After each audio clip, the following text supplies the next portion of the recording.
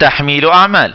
يمكنك تحميل مجموعة أعمال بالإضافة إلى المجموعات الحالية، وذلك بالنقر على هذا السهم واختيار الأمر Load Actions. يمكن اختيار أي مجموعة أعمال من المجموعات الموجودة هنا في المسار الافتراضي للأكشن، أو أي مجموعات من أي مكان على جهازك، ويجب أن يكون امتدادها ETN. اختر مجموعة التكست Effect ثم انقر على Load. لاحظ هذه المجموعة من الأعمال يمكن اختيار أي منها. على سبيل المثال مثلا هذا العمل يمكن تطبيقه على سبيل المثال على طبقة نصية إن أردت ذلك. سوف نقوم بإنشاء طبقة نصية باستخدام أداة النص. اكتب كلمة TFI.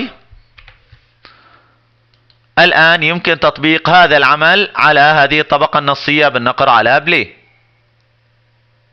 لاحظ هنا تم تطبيق هذا التأثير، ويمكن اختيار تأثير آخر بالنقر على زر بلاي لتنفيذه على طبقة النص نفسها.